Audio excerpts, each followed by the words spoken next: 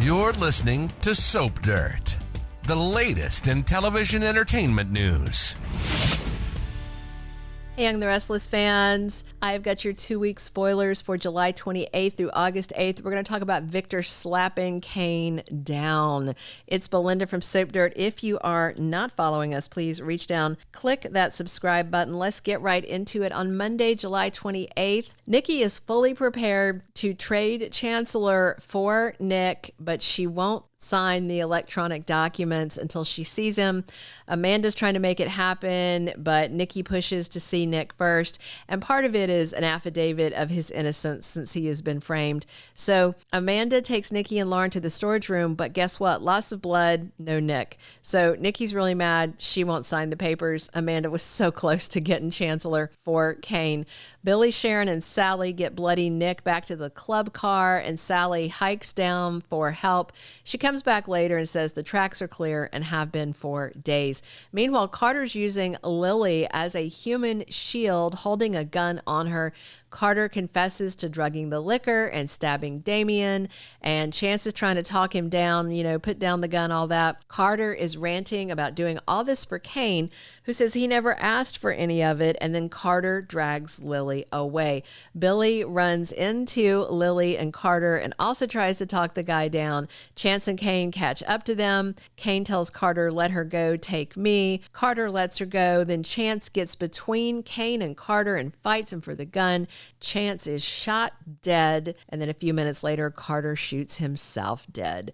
Cane has Amanda turn off the cell phone blockers. She calls the cops. Jack blasts Cane for getting 3 people killed. He says Chance's death is going to crush Nina and Jill. Absolutely it will. Lily apologizes to Cane for thinking he killed Damian, but Billy thinks Cane should not move back to Genoa City as he planned because everybody there is against him.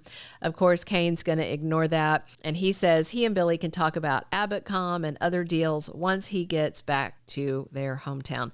Cane tells Amanda he is not going to give up on Lily. We all knew that, right? Phyllis and Billy agree that Cane's big plan ended badly, and Billy wants Phyllis's help to get Chancellor back away from the Newmans. She's on board.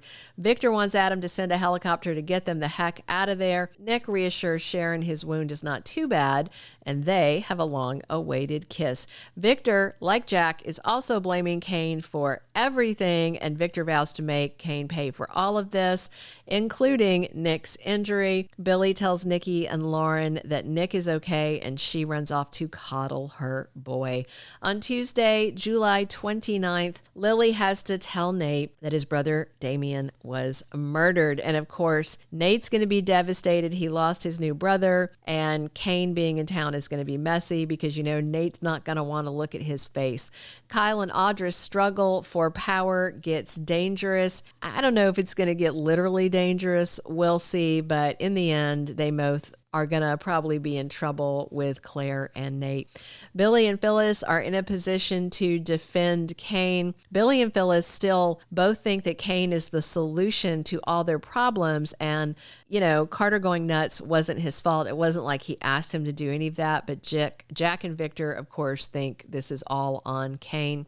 On Wednesday, July 30th, Amy gets the awful news from Nate that her son is dead and she is going to be inconsolable. I hope it doesn't set back her cancer. Victoria and Adam are finally getting along as siblings. They've got a peace deal. The rest of the family is probably going to be amazed.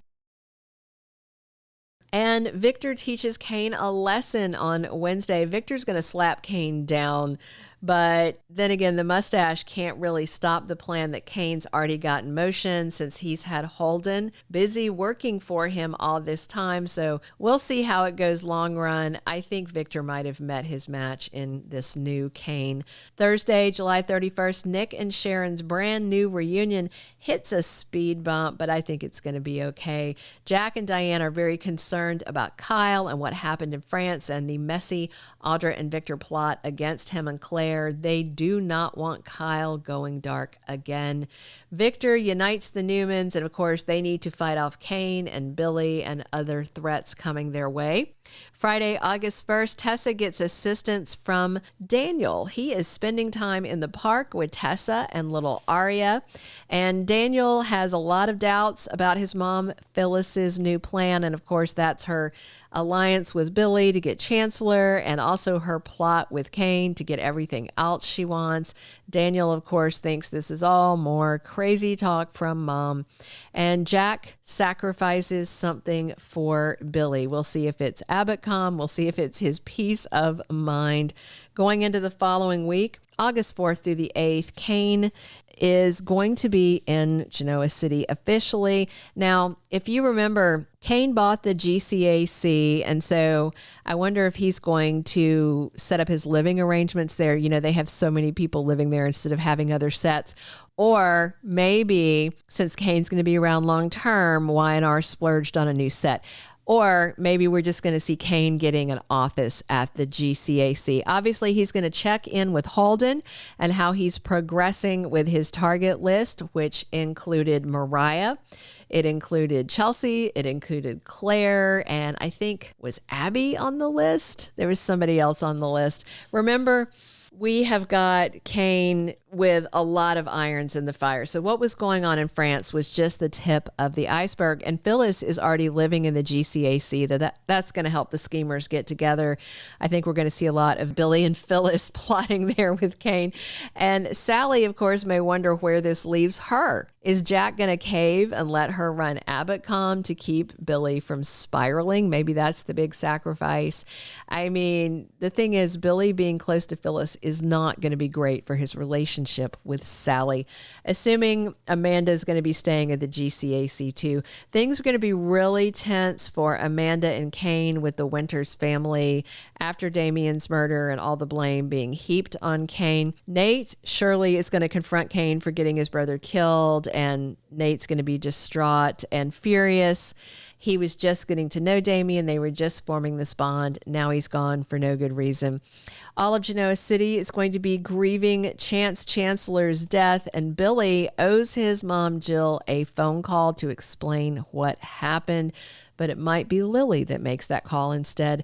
Kyle is stunned and upset that he wasn't there for Claire when her dad Cole died. And I'm interested to see if Audra makes accusations to preempt Kyle trying to expose her scheme. When Kyle said he was going to expose it, Audra said, you know, she was going to say he came on to her. So we may end up with a he said, she said. And again, I still don't like that Kyle was kissing on her. That's cheating in my book.